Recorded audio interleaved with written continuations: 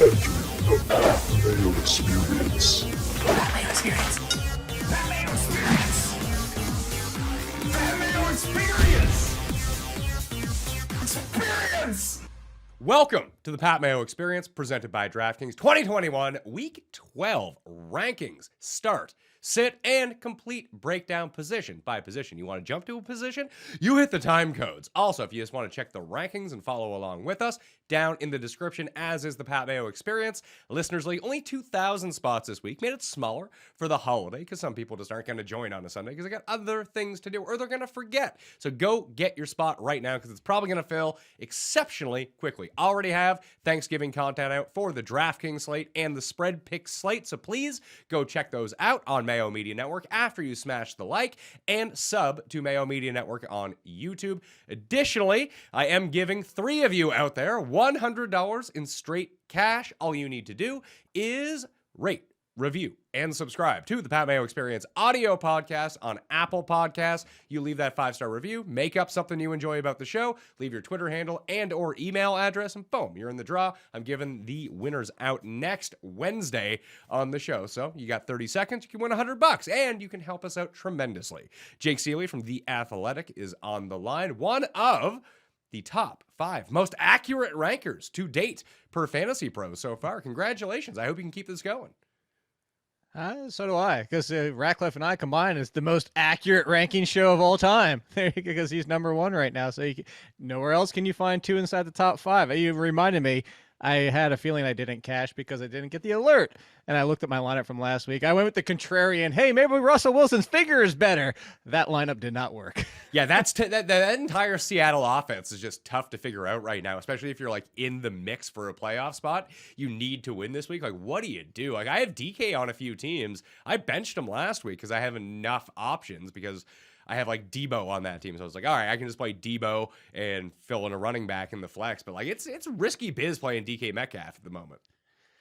It really is right now. And the funny thing is that you said that is I have some people that their trade deadline hasn't passed yet. And well, actually, that's pretty common to have Thanksgiving week as the trade deadline. And you bring up DK Metcalf. And I think who was it? Somebody was asking about, it was, would you trade DK? I need a win. Would you trade DK Metcalf for Mike Williams? And I was like, for this week? And it's not that different going forward. I mean, I would still take DK if you could get past, but for this week, I would probably go Mike Williams. And kind of, I think you have him ahead of DK. No, you have him close in your ranks, even though they're facing Denver. But I feel better about Williams' floor versus DK's floor. Yeah, it's more of a risk-reward thing. Maybe this is the week where Right. Russell's finger is actually a little bit better, and all of a sudden we're doing well with the Seattle offense. We're going to be doing the Jacoby Myers. This is the week he scores a touchdown. It's going to be like, his finger's better this week. His finger's better this. Oh, his finger's finally better. Let's talk running backs right off the hop. Number 1, Christian McCaffrey in the rankings. Jonathan Taylor comes in at number 2. It's nice to see McCaffrey back to McCaffrey-type volume once again. That's exactly what we want to see. You know, maybe one day he can score more than 1 touchdown in a game, and all of a sudden we're off to the races. I wouldn't expect Jonathan Taylor to score 5 every single week, and even though this is a tough matchup, he's just performing too well. He seems like he's matchup proof at this point, and that's going to be fun when he scores 6 points this week. But hey, here we are. He's number 2. Najee, number 3. Dalvin Cook, Joe Mixon, Austin Eckler, A.J. Dillon, Nick Chubb, DeAndre Swift, and David Montgomery are the top 10. I do not have Alvin Kamara in my rankings, which means Leonard Fournette, Mark Ingram, Saquon Barkley, James Robinson, Darrell Henderson, Josh Jacobs, Ezekiel Elliott, Cordero Patterson. Obviously, I have him in and having him coming back this week against Jacksonville. Melvin Gordon, and your boy, Myles Gaskin, had another good game, so I got to give him a little bit of respect, I suppose. The 2 big names in here, Saquon and Zeke. Zeke's dealing with this knee thing. It's a good matchup. I could see more of a split in this game. It just feels like his upside maybe capped. Same as Barkley, where Barkley, I don't know if he wasn't 100%, but he wasn't conditioned to 100%. So I can see his role expanding going forward. And he did enough. He was fine in the game. And obviously much easier matchups from now until the end of your fantasy playoffs than facing the Buccaneers. But I do worry about their like overall upside, especially for this week, not being 100%. Yeah, I'm not so much worried about Barkley as I am there overall as in the offense. He's got all the targets and caught all of them in the passing game, so he's going to play. He's got basically the Christian McCaffrey use. Is that's what we want to see is Barkley coming out with 20 touches and at least a third of those touches being in the passing game. It really comes down to the Giants' offense. And initially I'm sitting here thinking Saquon Barkley needs to be top 10, but. Does he have a higher ceiling than a few guys in front of him? Absolutely. Where you have him, is that a fair spot? Also, absolutely. And that just comes down to the Giants. It just comes down to the Giants and Daniel Jones. And you know what? Joe Judge isn't on the safe seat. Yeah, I mean, he could easily get fired too. But if Judge is going to push and he has any kind of pull and they think that he might get one more year of forgiveness with Gettleman gone and this Jason Garrett thing happens and they make a switch this week. I know we're doing this on Tuesday, but you told me Garrett wasn't the offensive coordinator this Sunday. That alone, I would move Saquon Barkley up. There's so many things. He didn't get rid of Daniel Jones. He's still part of the problem. But you get rid of Garrett. And to go to the Cowboys thing, I would have both Ezekiel Elliott and Tony Pollard higher, both of them combined. All you do, and I've been hammering this point home, that the only thing that almost saved my lineup on DraftKings last week was Joe Mixon. Devontae Booker went bananas against these Raiders. You just run on the Raiders. And if you have no CeeDee Lamb and you have no Amari Cooper and your top two wide receivers are that, and even if you do have CeeDee Lamb, with the way that Dak has looked since his injury, he still doesn't look 100%. You just lean on these two running backs. I think this would be one of those games where you could see, remember the days of Devonta Freeman and Tevin Coleman finishing as both RB1s for the Falcons? I'm not saying that's going to happen, but it wouldn't shock me if that happened this week for the Cowboys. I could see the exact same thing, especially if Zeke is healthier than maybe he's being made out to be right now. And it's not that he's going to miss the game. It seems like this knee is hurting him, and he's probably going to need some shots, probably need some rest during the game. Or if Pollard just runs more routes as a receiver, like we saw last week against the Chiefs too, just find more ways to get Pollard on the field, use his explosiveness. You could definitely see it. The issue with Zeke right now is when I'm looking at the guys above him, I feel pretty good about the guys above him in terms of volume, and that's why that they're ranked that way. Not Jacobs. Not Jacobs? I mean, Jacobs has had 5 catches in back-to-back games. We've done this before. Jacobs has been miserable, though, overall, including that offense. Jacobs is similar. He's kind of like, even though he's getting some receptions lately, we did that last year. You and I joked about that for the longest time. Is after week 1, is like, it's happening, and then it never happened again. And we're doing this again this year. And I'm not saying so much for the past 2 weeks, but it just also comes down to Jacobs' best games are when they win, similar to Miles Sanders before he got hurt. And although last week seems a little bit different for Sanders, but it was like, play Sanders when you think the Eagles are going to win, when you think Las Vegas is going to win, and maybe you think this is a competitive game right down the middle. The line, I was actually surprised at the line. I do think this is a closer game than the line that Vegas has it. I took Vegas in the points here. So did I. I already made my 3 slate. I actually did a parlay for all 3 games lines, and the one that I hit immediately. I didn't even, and I usually tweak them a little bit. I'll push them a little bit higher if I'm going to do a parlay to get the odds there. But I didn't even touch the Vegas line. I just took Vegas to cover, because what was it, 7.5 to start? Yeah, I would guess that it's going to get bigger as we go along. Like, it's still at 7.5 at DraftKings. It's going to get worse? Yeah, who wants to bet on the Raiders? They've basically, since they've come out of the bye, they've lost 3 straight and been because absolutely. Of CeeDee Lamb. That's not that's not going to be a thing. This line is already without CeeDee Lamb. I think that CeeDee Lamb will end up playing because I do have him in my rankings, but this line is without CeeDee Lamb right now because that's where it's been all week. So if CeeDee Lamb is officially active, and you bet a hell of a lot more than I do. And well, it's not even that. It's about public perception when it comes to the betting odds. And we'll cover this on the spread show. But if he is declared active for this game, you have to figure Dallas is still a very public team, especially because they're now good. That who's going to sit there on Thursday morning open up their DraftKings Sportsbook app, and you can use code DOP to get yourself a bonus, by the way. Shout out to the Dogger Pass podcast. Dope. DOP is where you want to be at. That gives you like some sort of like free bets up to $100 or $150 or something. But who's going to be sitting there being like, who I want to bet? The Raiders plus 7.5. It's like, no, I'm going to bet Dallas minus 7.5. Then the line's going to go to 9 or something like that. Here's the thing with Jacobs, though, and why it seems to be different this year than it was when we talked about it in that week 1 against Carolina, when all of a sudden he was a receiving machine. So it's Jacobs. He has 5 catches in consecutive games. That's great and everything. He has at least 3 catches in 6 of his past 7 games. Like, they are actually utilizing him in the passing game at this point. And it wouldn't be this high if Dallas's run defense wasn't so putrid. It's really bad. It's one of the worst run defenses in football. That if the Raiders do have a chance and they keep it close, like I think they will, it's because they're running the ball. Okay. I mean, look, I'm not going to push too hard on it. I would just play. And again, I understand the concern with the knee. I'm just not enamored with Josh Jacobs. You make valid points, though. I mean, hey, I'm not going to disagree too much. I'm looking right now. If my personal rankings, I'm estimating because I don't do mine until this afternoon. I think Jacobs would move down, but not far. Like, I'd play Zeke and a healthy Cordero Patterson again over him, but I mean, that's 2 spots.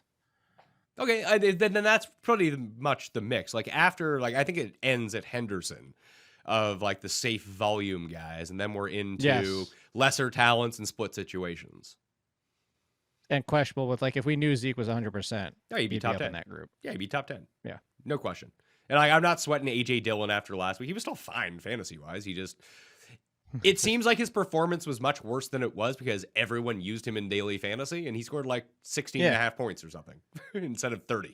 That's perception often clouds the situation. That also was a pass happy game. So Rodgers went ballistic, and that's not going to happen every single week, particularly against the Rams. He got involved in the passing game, which was great to see. Right.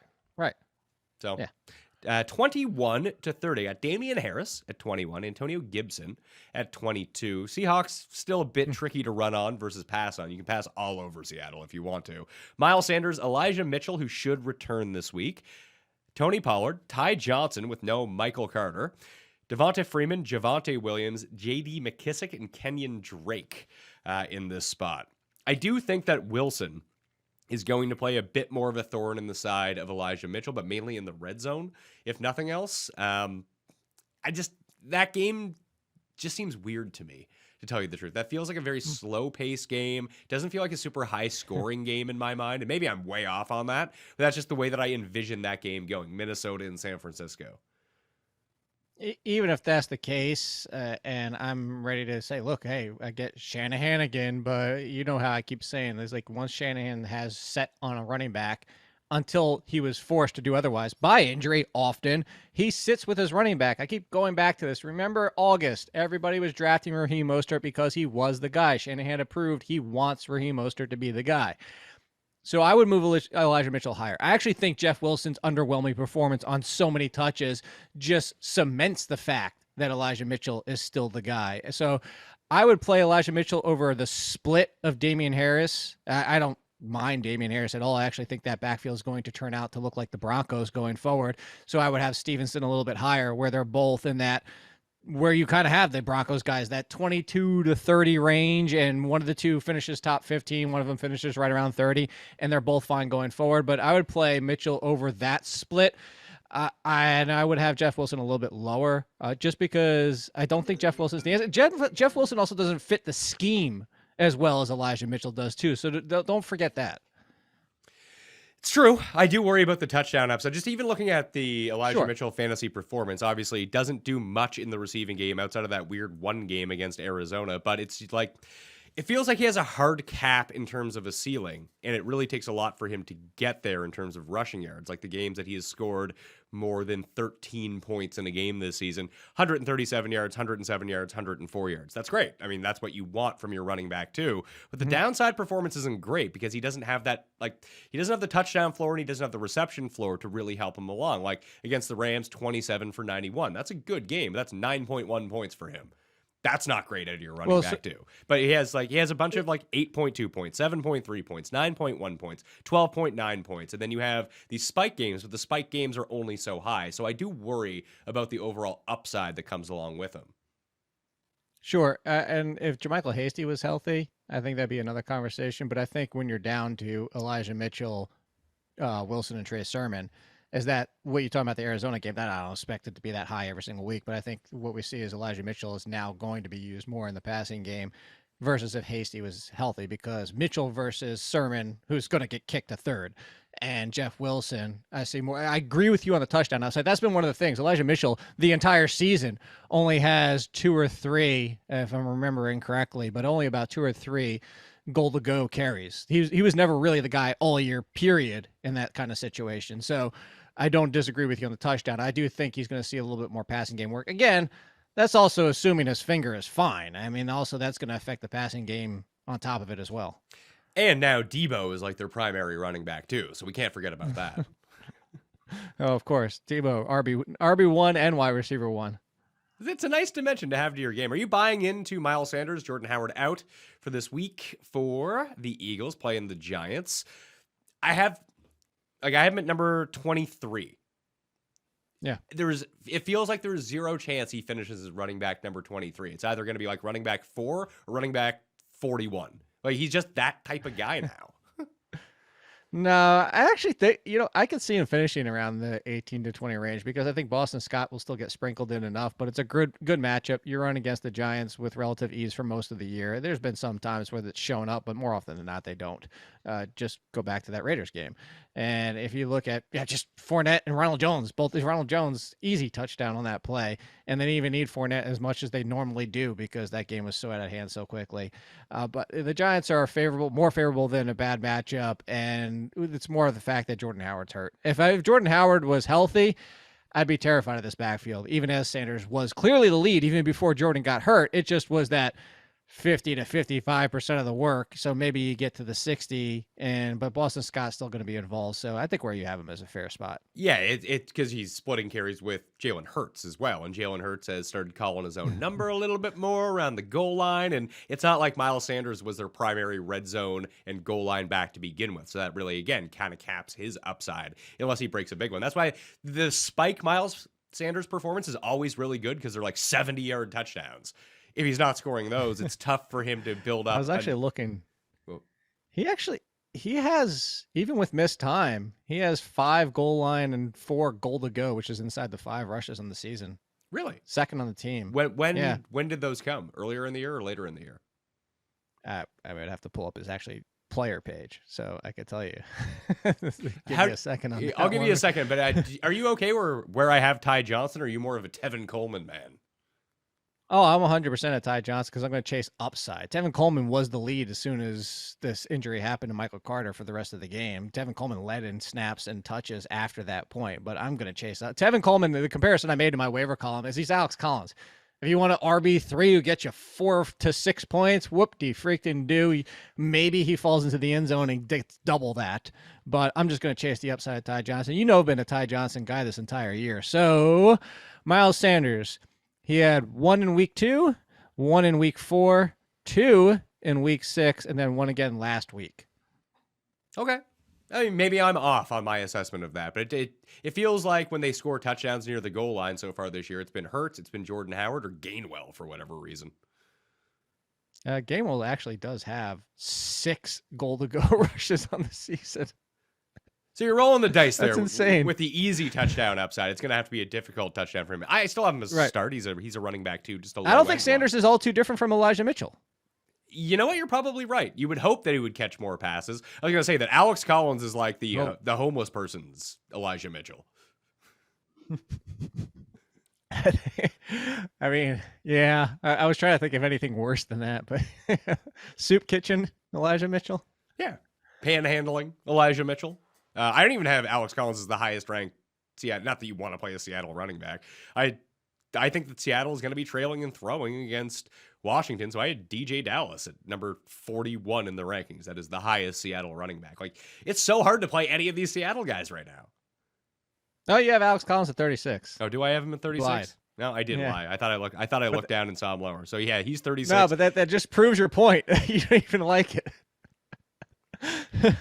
I have no problem with DJ Dallas. This is the only concern I have about DJ Dallas is similar to the trap that admittedly myself, I had for him in the highest of the Tennessee running backs, is that we fell into he looks better than the other options. And the coaching staff says, we don't care. We're using who we're using. Deonta Foreman was still third. He was behind Dontrell Hilliard, who just filled the McNichols role. So that's exactly the thing. That's why I have McNichols at number 38, the highest of the Tennessee running backs, is because if he comes back, then that Hillier role that we saw from last week when Tennessee was losing would be McNichols' role. And I expect them to be trailing against the Patriots. Therefore, McNichols, the highest ranked of the bunch. Yeah, and I agree with you. I would still go Adrian Peterson over Deonta Foreman just because that's how the pecking order is. But I bring that up to say I like DJ. DJ Dallas is similar to the Ty Johnson situation. I think those are very. Tevin Coleman and Alex Collins are the. Why are we even doing this? If you want 4 points, then that's why you do it. But I'll chase the upside of the pass catchers, more explosiveness. But the point being and why I brought up Foreman is to say we can sit here and watch games and say that definitively looks like the better player, has more juice, has more explosiveness, but teams aren't going to always go that route. How many times have we seen that? We saw Urban Meyer backed into a corner to go to James Robinson. We saw for the longest time what we just talked about Shanahan. So coaches aren't going to do what we want them to do despite we sit here and watch. So upside Johnson and Dallas, but they could both conceivably finish with 1 point. If Kamara plays on Thanksgiving, how high do you think he goes? Is he just an absolute must start then? Absolute must start, but I'd have a little bit of trepidation. Just the fact that, it also is going to depend. Like Taysom Hill contract, is that a sign that they're going to turn back to him and that he's finally 100% and he's now the quarterback? That comes into play. You have how healthy is he coming back? So I would say 7. I'd still go Mixon, Eckler, Cook, and the rest in front of him. And that would drop Ingram down Nick to like Chubb, the Miles Sanders range then, like mid 20s, like Pollard basically. Yep. And the thing is that why I even hesitate Kamara there is because again, coming off the injury, you can argue Swift safer, Montgomery safer, Fournette safer. So you could argue that he's still an RB1. Your level of risk is going to depend on whether or not you want to throw him out. It's tough to bench Kamara though. I mean, what kind of running back squad do you have if you're benching Alvin Kamara? This is true. So I want to let you know specifically, Jake, if this is available to you. There's a special Prize Picks promotion this week starting on Thursday. Basically, it's a free square. So you can play player props up to 5. You have to play at least 2. Up to 5, then you get like multipliers on your money. So if you use code MMN at prizepicks.com, they'll match you up to $100. So you deposit $100, you get $100 extra. So you get $200. But they're offering a Josh Allen over/under 0.5 completions starting on Thursday, plus flash sales decreasing the number of yards or receptions on different players throughout the day if you go check back. This is a great opportunity to both cash in the Mayo 7-Eleven props contest by taking Josh Allen. That's a free square.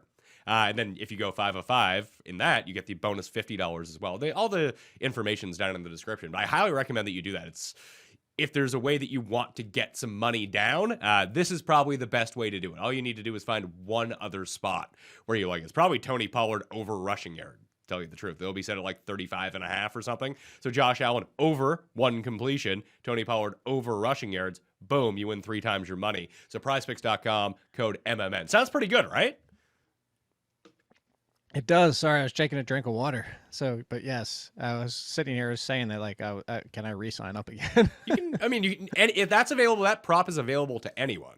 So if you already have a PrizePicks account, you can get access to that. If you don't have it, use code MMN, deposit, get your money, and then boom, get in on that one because that is it's a free money giveaway unless he like pulls a hamstring somehow in pregame. But I would bet you they would refund your money if that was the case. Yeah, don't put that evil on him. Well, I'm not cuss, so I think we're pretty clear here going into it. Although Josh Allen could be hurt because he doesn't look like Josh Allen anymore. Just don't ask Lauren. We cursed Elijah Mitchell last week because we sat there ranting and raving how we can trust Shanahan, and then Elijah Mitchell breaks his finger hours later. Well, the report that he had broken his finger. Wide receiver rankings for the week. I have Cooper Kupp. Number 1, he's back. Let's put him at number 1. Devontae Adams in the same game. Number 2, Justin Jefferson with his increased usage the past 2 weeks is back inside the top 5. Number 3, Debo, Mike Evans, assuming Antonio Brown is not playing again. Stefan Diggs on Thanksgiving. Terry McLaurin, who just continues to dominate very quietly, having an awesome season where he's not being pointed to as one of these top-end receivers, but the stats would indicate otherwise. CeeDee Lamb, I have in the rankings. I have him at number 8 if he plays. Deontay Johnson, number 9. Keenan Allen at number 10. Dallas guys this week. Let's say, listen, if Lamb's playing, you're playing Lamb. It's just how it's going to go. If he doesn't play, though, how do we structure the rest of the Dallas receivers? I would go Gallup, Cedric Wilson, Noah Brown, maybe Malik Turner over Noah Brown. But, like, where would they actually fit into the rankings? Like, how high would Michael Gallup go? I think you have to consider Gallup in the DJ Moore range. I wouldn't put him inside the top 15, but I would say that he deserves to be. The thing that we always have the conversation with, like somebody like Gallup, and Gallup is a proven talent, but at the same time, Gallup is he a one? That's what exactly. Is he an alpha? And you kind of look at the situation. And granted, Rashad Bateman was he's a rookie. He was also dealing without Lamar Jackson. But you have to it wouldn't be the first example we've had of somebody stepped into that number one and struggled a little bit. So I say must start top 20-ish, right in that range. DJ Moore. And then Cedric Wilson, would be number 2. But I'd put Cedric Wilson kind of in the Emmanuel Sanders, Marvin Jones kind of range. And I wouldn't even waste my time trying to figure out the rest because you would just see them lean even more on the run, which is already what we're expecting. But they have the answer for the number 3 anyway, Dalton Schultz. Dalton Schultz kind of got left out once all 3 receivers were out there with Gallup's return. So Schultz would just be the 3. Don't try to figure out whether it's Malik Turner or Noah Brown. And if you want to play a DFS Thanksgiving slate and play one of those and hope that one of those catches a touchdown, that's the way you go. But for seasonal, the only 2 I would concern myself with are Wilson and Gallup. There are 3 wide receiver plays if you're taking a risk on the Thanksgiving Day slate if you really want to go down that route. 1 is Traquan Smith, 2 is Khalif Raymond, and the 3rd one, I'm guessing, is not in the Dallas game. It's going to be either Zay Jones or Deshaun Jackson if we hear that his role is increased this week. Like those are like because those are like the lesser known guys, and that's what you're going to need on a DraftKings Thanksgiving slate. You're going to need the 3% guy that no one else has. And that's why I was going to push back. I actually think Traquan Smith is going to be over 33%. No, he's wide receiver 19. He's right next to Cole Beasley, and everyone's using Cole Beasley. But for price wise, but I'm just saying, it depends on what happens. We see this group think. I've already seen the tweets. Wide receiver 19 the last 4 weeks. Look at what blah blah blah. And I just put it this way: I don't disagree with your play, but I would just take whoever's got the lower rostership between Callaway or Traquan Smith. I would just take the lesser one. I think it's going to be Traquan. Just when people click on the game logs, they'll see like, hey, Traquan's been doing all right. Callaway catches a touchdown every week Simeon plays. Like, that's the logic that will go into it. And what if it's Taysom Hill? That's such an interesting... Do you think it's going to be Taysom Hill? I don't see why it hasn't been unless he's not 100%, which there are rumors, some reports out there speculating that he's not 100%. And then you see that ridiculous contract yesterday.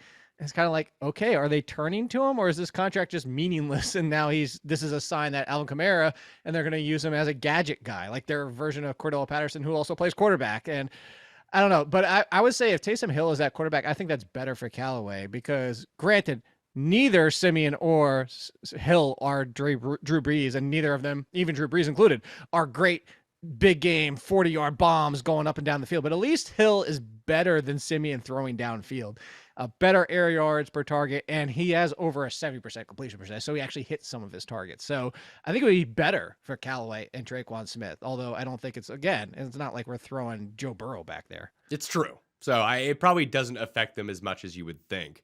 Although Taysom Hill would become a pretty interesting start on that slate too, and it would hurt Kamara and Mark Ingram because he might just steal the rushing touchdowns when it comes down to it. I think everybody would be using Taysom Hill. Everybody. Maybe. Because you don't want to use Dak. You probably don't want to use Tim Boyle. Nobody's using Derek Carr. Yes, everybody would just Taysom Hill because of the price too. Everybody would just flock to Taysom Hill. Yeah, but you don't need a cheap running back on this or a cheap quarterback on this slate. Like you can afford whoever you want on this slate. It's not hard to figure out a lineup. Yeah, but you could get Montgomery, Swift, and Zeke if you go with Taysom Hill. Let's see. I can get Montgomery, Diggs, Ingram, assuming there's no Alvin Kamara with Josh Allen in my lineup. So, and Swift? Not Swift, no. I mean, I could get Swift. I'd have to rejig everything, but I paid up for Hawkinson just to make it a little bit easier on myself. But don't pay up for Hawkinson. Just looking at that slate, like Josh Allen is going to be the overwhelming chalk at quarterback, no matter who starts for the Saints. Yeah, well then don't do it. Go get Taysom Hill. He's a tough correlation play is the issue. I know. But So, if you want to wait and stack that, if you want to do Taysom Hill and just, Taysom Hill, Traquan, and bring it back with Stephon Diggs and save all that for the late game. maybe, but the move would probably be plug in Kamara. Davis and I talked through this on the Thanksgiving show. Plug in Kamara, and then late Wrong show. and then late swap your way down in case he is active. Then you have him in. If not, you can make the adjustment pretty easily. And just so few people are going to do that's probably going to end up being the move. Back to the Dallas guys for a second in terms of wide receivers, though, for the rankings for the week. If CD is out, you said Gallup around DJ Moore. I have DJ Moore at number 20, so that entire 11 to 20 range. I have AJ Brown in for the moment at number 11. I like him if he plays. Obviously, I do not like him if he doesn't play. Adam Thielen, Chris Godwin, Michael Pittman, Marquise Brown, expecting him to be back. DK Metcalf, Brendan Cooks against the Jets. Mike Williams, Jamar Chase. There's DJ Moore. He's followed by Jalen Waddle, Devonta Smith, and Tyler Lockett. I would probably put in Gallup at number 23 in between Smith and Lockett because I'd rather play Jalen Waddle. I don't care if the matchup's more difficult. Waddle just gets what he gets every week now. He's like the most targeted guy of all time. He sure is, but he also is not really always. How many touchdowns does he have? 2 on the season? He scored a rushing touchdown last week. Yeah, the rushing touchdown. So did Jarvis Landry. So that's really what was that 2 weeks ago? But anyway, where I would slot at your rankings. I would slot him in at 20. I'd play him over DJ Moore against Miami outside. Again, you can get over the middle, which, by the way, that's something we talked about in that game as well, as not wanting to go outside against them. And where the process was right, the result was completely wrong. And I told you to move Elijah Moore down, and that was completely wrong. It was a giant broken play over the middle. Kudos, but Elijah Moore's that good. I'm me. I'm the king of saying don't take plays away. It was the right process because he's playing outside. It was the wrong call, but I'm bringing that up to say DJ Moore could have the same result. He could have the broken play over the middle while he's spending time there. He's not going to be outside 100% of the game. But I would just play Michael Gallup versus DJ Moore and Waddle, who you just mentioned. Both of them have worse matchups. And then Devonta Smith's matchup is actually not that great. The Giants, the thing about the Giants, and we just saw it, is they just let everything happen in front of them. So if you're looking for the big play, it's actually not a good thing. You want Mike Evans, you want Chris Godwin, you want Batemans and Waddles and even DJ Moore's. You don't want the guy going streaking 40 yards downfield because they keep you in front of him and they just let everything happen and you just get touchdowns in front of them. But that's what you want. You actually want the guys who stay in that intermediate range. Yeah, I'm just looking at, let's see. I'm looking at Jalen Waddle right now. He has the 1 touchdown over the past 5 weeks, and in that time he scored 20, 10, 16, 7, 15, and then he had the 2 touchdown game, scored 29. Just it's so hard to mine basically double-digit targets every single week. And sure. There's a safety to him. And the DJ Moore thing, I think it could be a lot like the Elijah Moore thing. I guess the big key difference between the two is we trust DJ Moore a little bit more in terms of a talent and being the number 1 on that team. Because a lot of the stuff with Elijah Mitchell or Elijah Moore last week was he's just not playing that many snaps. Then all of a sudden he did play all of the snaps, which was really good. Not all of the snaps, but for the Jets receivers, he played the most snaps on the outside. It was like, okay, here we go. He's not playing like 4th most on the team anymore. The big difference would be is that with Cam at quarterback, they're just going to run so much that the overall opportunities may not be there for DJ Moore. He's kind of there resting on name value alone. Like, if you didn't want to play DJ Moore, couldn't really fault you because he really hasn't been all that good. Right. So, to go to your point, that's why I would play Gallup in front of him. But if you want to do Waddle 20, Gallup 21, and then Moore Smith to just change your own. I mean, it sounds like you just made the case in and of itself to play Waddle over Moore. I think that you're right. That's exactly what I'm going to do. I'm going to move Waddle up to 20, and then I would slot in Gallup right there. Yeah, I'll go Waddle, Moore, Smith, Lockett, and then T. Higgins. That's the way that I would go with the rankings in this spot. Higgins. T. Higgins. Darnell Mooney, Tunes. Number 25, Hunter Renfrow. Number 26, Ayuk, Elijah Moore, Jerry Jeudy, Van Jefferson. I have Sterling Shepard back this week, so he is the highest of the Giants receivers, as you continue to point out whenever he finishes a game. He's their best receiver, so if he plays, he's number 31. Rashad Bateman, this is all assuming Lamar is playing this week. He's at 32. Claypool, Gallup, as it currently stands with the Lamb in the rankings at 34. Marvin Jones, Emmanuel Sanders, Jarvis Landry, Cole Beasley, Kadarius Toney, and Tim Patrick, he of a new deal. Traquan's at number 41, in case people were wondering. Is there anyone that is like egregiously misranked here, do you think? Not really. I'm kind of looking down here and I'm seeing no. Good week for I can't see anybody that really argue that much about it. I have concerns about Emmanuel Sanders. I might slide him back a little bit because He's people been only bad. remember the good, and Yeah. people only remember the good, and they're like, oh, man, it's like there hasn't even been that much good unless he scores a touchdown. And in the Saints matchup, this is where like that's one where like okay, Cole Beasley's not been on the field enough. I'm actually concerned about Cole Beasley long term. But just this one game, I would slightly lean Beasley over Sanders for the matchup. But outside of that, I'd probably go Tim Patrick a little bit higher. But again, nothing's egregious enough where I'm going to sit here and be like, we need to sit here and have a 2-minute argument of why you have this person too low. There's nobody really in this range. They're all once you got to Shepard, he can even play. Basically, once we got to the 30s, it's gross at wide receiver. Yeah, already. You're really dealing with a lot of like potential upside guys like Callaway in that game or Khalif Raymond, who I mentioned, who I do like, or if Marquise Goodwin. I was pulling the guys from the Monday Night Football broadcast. Chris Godwin, Marquise Goodwin. Marquise Goodwin on Thanksgiving, if Allen Robinson doesn't play and then Andy Dalton is there, at least he's a deep threat that you can look at. Donovan Peoples-Jones, if he's back. The one that I am interested in, maybe this is more of a DraftKings type play than anything come Sunday, but if A.J. Brown doesn't go, Dez Fitzpatrick filling in for Marcus Johnson seems to be the Julio Jones replacement. So Nick Westbrook-Ikina for A.J. Brown. It now seems like it's Dez Fitzpatrick for Julio Jones if he's going to be not out there. So I have him at number 50 against the Patriots. So I was actually going to bring that up when we got down to that range, but even if A.J. Brown is out there, the thing is the reason Marcus Johnson was a play, I actually had him as sleeper last week. Thanks for getting hurt so early. And it's the same. He's not playing. It's the same hamstring that he dealt with before, so he's probably done for weeks. But Marcus Johnson, the reason that he leapfrogged at Westbrook-Ikina is because he fills the Julio Jones role. Westbrook-Ikina is kind of just basically set into that what they brought in Josh Reynolds to be, which never happened, and that third option more over the middle of the field. So I was going to bring that up and even say that even if A.J. Brown plays the way that you have him, you have Fitzpatrick in front of Westbrook-Ikina. It's not a big gap, but Fitzpatrick fits the Julio Jones role better than Westbrook-Ikina does. The problem is Fitzpatrick's a fourth-round rookie, still, chasing a potential zero as much as an upside, but the way that you have them, I'm glad that you have Fitzpatrick in front of Westbrook-Ikina. Yes, yeah. It's just basically a 1-for-1. Fitzpatrick for Julio, and then Westbrook-Ikina for A.J. Brown. Although we might like that. You like what?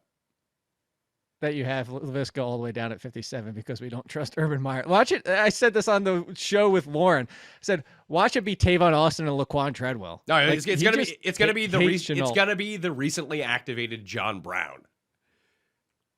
Oh, I forgot about that. But here's the sneaky thing about the Jags. They don't score any fucking points, so you don't want to play any of these guys anyway. You just did the Happy Gilmore reminder. The problem is not any good. Like, it's tough when the team scores no points. That's the problem with all these Giants receivers too. Like outside of Shepard, or like Tony in a PPR when Shepard isn't playing, they don't score any points. So I know Tony pulled the Julian Edelman on us in that game. That was bad. Or the Rondell Moore from the weekend. That one as well, yeah. That was also Julian Edelman too. Yeah, what was Edelman's, like 17 for 69 or something? 83. 83? I think it was 13 for 83. It's pretty good. I know. Go to your I'm going to look it up. I'm going to remember the game. I know what year it was, so I can pull that up really quick while you move to tight ends. I remember Amendola having those sorts of games when he was on the St. Louis Rams back in the day as well. Because it was week 2 of 2013, and while it's loading, yep, here we go. I knew 18 was in my head for a reason. That's his targets. It was 18, 13 receptions, 78 yards. Pretty good. If he had scored a touchdown, it would have been a monster day. Ridiculous reason why full PPR sucks. I disagree because 20.8 those PPR. are such outlier games. They happen like once every 3 years. No. But still, full point PPR is still way too late. A negative 5-yard catch, blown up screen is still plus positive 0.5. No, get out of here. Full point PPR is trash. No, No, people like scoring. That's what they want to see. Tight ends So for boost the yards. The week? No, that's stupid. George Kittle, number 1 in the tight end rankings. Darren Waller, Mark Andrews, Dallas Goedert, Sticky Gesicki at number 5. Dalton Schultz at number 6. Kyle Pitts, Rob Gronkowski, Dawson Knox, TJ Hawkinson.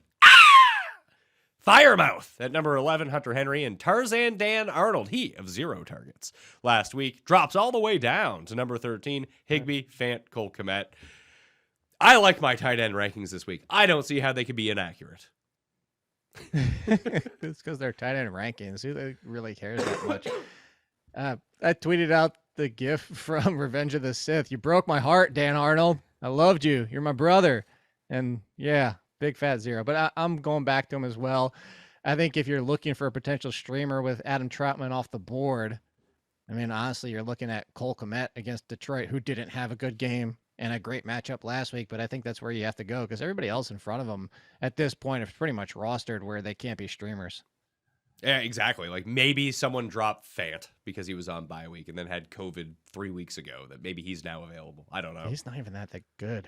No, he's not. Yeah. But like as a streamer, he's fine. You could pray Evan Ingram continues the run of tight ends just scoring touchdowns on the Eagles, but I think we saw the full Evan Ingram regular experience once the Giants have their guys back. Well, Kyle Rudolph's also out now too. Well, Kyle Rudolph. It's sad. See that's the whole thing about Evan Ingram. That comment is why Evan Ingram is terrible. No. That comment right there is why Jason Garrett needed to go, period, is because they brought in Kyle Rudolph because Jason Garrett has to Jason Garrett. Do you have any other comments about tight ends this week? Like you play who you got at this point, I think. Hopefully at this point of the season, yeah. And hopefully you have a top 12 option. Hopefully. Pray. Or maybe 2 top 2 options. I mean, Kelsey. Hey, if Logan Thomas is back, put him right back inside the top 10. That's the only thing I will say. Would you put him inside the top 10? Yeah, I would play Logan Thomas over Dawson Knox and TJ Hawkinson. I would not. I'd probably put him a spot ahead of Dan Arnold, week 1 back. Like I'd feel, man, Freiermuth scores every week now.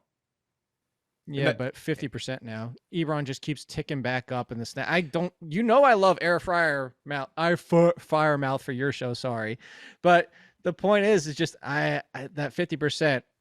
Look, the Washington's been patient enough with Logan Thomas that I think if they bring him back, he's fine at this point. That's maybe I'm wrong, but I don't think they're going to bring him back unless they're ready for him to be back. I would slot him in, like I said, in between Hunter Henry and Dan Arnold, week 1 back. I go a little bit higher. It's tight end. I have no problem chasing the upside of what Logan Thomas was scoring double digits in all 3 games before he got hurt, and they still need a number 2. They're still screwing around with DeAndre Carter and Cam Sims. They need Logan Thomas. Cam the Sims? I was asked this week if the Sims was still a thing. I don't know if it is or not. Is it? I don't know. I never played The Sims. That one never had an appeal. I played Sim City. But The Sims never had appeal to me. Okay. Well, people should use runthesims.com/Mayo. Get yourself a discount over there. Run every slate, every game, every player prop, every projection 10,000 times. It'll give you your ceiling projection, your floor projection, your medium projection. Runthesims.com/Mayo. Get in on that now. Quarterbacks, I got Brady at number 1 for the week because a lot of these high-end options either have question marks or they have not been super trustworthy, to tell you the truth. So Brady at number 1, Hurts at number 2. Lamar, if he plays, I'm playing Lamar. He's been the best per game quarterback there's been this year. Hurts actually, I think, has the most overall points now. Him or Brady, I'm not sure. Josh Allen, number 4. Herbert, number 5. Aaron Rodgers, Matt Stafford, Cam Newton, banged up Dak Prescott, and Jimmy G. Jimmy G continues to give you very, average to good performances the past 3 weeks. And this is how I think you want to get at Minnesota. Just go down the field on them. Yeah. So, by the way, Hurts is number 1, but Brady is 1, and Lamar Jackson are 2 in points per game in front of Hurts. Okay. Just so you know. Well, I mean, we had the discussion on the show when we did the quarterback rankings of why we had Hurts ranked so highly coming into the season, because the path was if Hurts is good, he could be the number 1 quarterback. If he's bad, he's not playing That's anymore. exactly what we said. Yeah. We said he could be the number 1 quarterback. It only makes sense. There's only so many. I mean, Brady is sort of an anomaly to this. I didn't expect him to be this good in terms of fantasy. But right. When you look at all of the other quarterbacks who are at the top who are not Tom Brady, they do 2 things specifically, run and pass. And that's the appeal there, especially with the rush. The comparison we kept drawing was Lamar Jackson for Jalen Hurts, is that he doesn't even have to pass that well. How many times did I say Jalen Hurts give Daniel Jones last year's numbers to Daniel Jones passing? That's it, which was a miserable season. Didn't even throw, 3,000 yards and no touchdowns? Not no, but you know what I'm saying. And you just give him those numbers and what he did as a rusher over 17 games, and he finishes 5th at quarterback. So there we go. We're seeing it. I was initially going to say I don't like Carson Wentz at 13, but then I'm looking at the names behind him. I know. Like, it gets risky biz. Okay. Like if you want if you want a streamer this week, it's Garoppolo, then Wentz, then Teddy B. I like Teddy B in this matchup with the Chargers if the script breaks the way that the Chargers actually score points early, and then they can't just run the ball the entire game, because I think you can pass all over the Chargers too. That's not a big deal.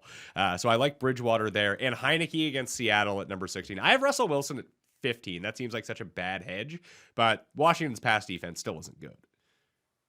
No, it's not. The only one, and their defense is really good, but I'd go Tua. Outside of the Baltimore game, they're still passing a ton. That Baltimore game was just, that wasn't even a 100% game. That was the one that he filled in, right? That's the one he came in for Brissett, right? Yeah, I like this game to be a very slow game. Just a very, not a ton of plays run, low scoring type game. I just don't like it a lot. I'd still go Tua over Lawrence. I'd go Tua over Lawrence. Maybe Matt Ryan. If I'm chasing ceiling, I'd go Tua over Wentz. Wentz has looked miserable. That offense, it's Jonathan Taylor and nothing. It's essentially turned into Derrick Henry basically being on that team instead of Jonathan Taylor. Sure, I do think that. I mean, we'll see if Vita Vea ends up playing, but the Tampa Bay run defense should do enough, I think, to limit Jonathan Taylor from being able to just rush for first downs every time. So Wentz will actually have to pass this week. I don't know if I trust Wentz, though. That's the biggest thing. He's been all right fantasy-wise, in games where he's had to throw. Until lately. Yeah, well, Jonathan Taylor just runs amok over everyone. That's really what it comes down. Jonathan Taylor just ran ballistic over the Bills. Yeah, but so there you go. The Bills hadn't really played anyone yet. The Bills defense just might be a fraud. No, but I mean, the Bills, even adjusting for opponent, were better than the Bucs were heading into last week. Yeah, but it's hard to adjust for opponent if you don't actually play anyone. They played Derrick Henry and got crushed. Okay, yeah, I'm just telling you. Fair. I'm not disagreeing that much. I'm just saying. Defenses, before we let you get out of here. I went kind of off the board with defenses this week. I'm riding high after my Texans call last week, which won me some cash on the old DraftKings. I'm probably going to go back to the Texans here. I have it number 5 this week. Their defense is surprisingly good at getting to the quarterback and thus creating turnover opportunities. But Patriots, Eagles, the football team, Browns, Texans, Jags against Atlanta, another team that's seen its pressure rate go way up the past 3 weeks, Cowboys, Panthers, Bears, Rams is my top 10. And then I got Steelers, Bills, Raiders, Bengals, Jets, Ravens, Saints, 49ers, and Lions if you play in a league so deep that that's basically the only team available to you. But I think Jags and Texans is where I'm going on DraftKings this week at $23 and $2,200. I think they're great streaming options. I think so as well, especially if Zach Wilson is back at quarterback. There's no question. Is he going to be back? I said if. I don't know. I said I mean, even if it's Flacco, I think you're fine. The funny thing is I think Flacco's better for not giving up as much to the fantasy points. I'm trying to think of how to phrase that. I think Flacco's worse for the Houston defense than he is Wilson, but it's still not a bad play. I'm not disagreeing with you, Texas. I'm saying it would be even better for Zach Wilson. The only one Ravens with broken. Why are we still throwing Baker Mayfield out there? I don't know. And asking and I know they're run heavy, but the problem is whether it's Baker Mayfield or it's Case Keenum, they're just getting hit. And that's why Baker's broken right now, is because they're giving up. That's the bet. So it's the sacks, and it's the sack potential for potential interception, especially if Humphrey's out there. That's really. I'm not saying put the Ravens all the way up by the Cowboys. I would just play the Ravens. I put the Ravens over the Raiders against the Cowboys, even without CeeDee Lamb, and. That's probably where I'd stop. If Tyron Smith doesn't play in that game with the way that Dak has looked, I mean, the Raiders are still generating the most pressure from their defensive line of any team in football. And just after watching how the Chiefs got into that backfield last week, the Raiders are going to get there even more if Smith's not playing. It could be. Again, I just go back to I think he just leaned on the run 40 times in that game. Maybe. But again, I think this game is going to be a little bit closer. Okay. So that's where I'm at with that game. All right, Jake Ciely, theathletic.com, 12:01 a.m. Eastern Time, Wednesday morning. Or I guess if you live in the Central Time Zone, it would still be Tuesday. Or on the West Coast, it would still be Tuesday. That's when your rankings come out. What else you got going on this week? Yeah, the number one accuracy ranking show podcast, whatever. Like tomorrow, that's when we do the ranks discussion. A little bit different than yours, and this is why I enjoy doing yours, because we actually go through the ranks more. The one with Jeff is more like it's, you know what, you could call it like a start sit show basically. So that's on Wednesdays, and then the APA and Thanksgiving. Just to go enjoy Thanksgiving. How about that? Although you already had yours. Yeah, but I enjoy American Thanksgiving far more than I enjoy Canadian you get to watch Thanksgiving. football all day Yeah, long. I basically take the day off and watch football. I got Meanie coming over. We just got a whole crew coming over. I got people to take the day off. It's gonna be fun. It's like a gathering of friends to watch football. I should have flown up. Yeah, so listen, you got to spend it with your Oh wait, family. you said friends. So, hey, we're friends. How dare you say that we're not? No. I was saying that to me. Like you wouldn't consider that. You took it backwards. I was being self-deprecating. Oh. Well, I thought you said that we weren't friends. And you know what? I'm going to make you be my friend. Okay, pal? For Thanksgiving. That's what I'm thankful for, that we're friends. I'm not your pal, buddy. I'm not your buddy, guy.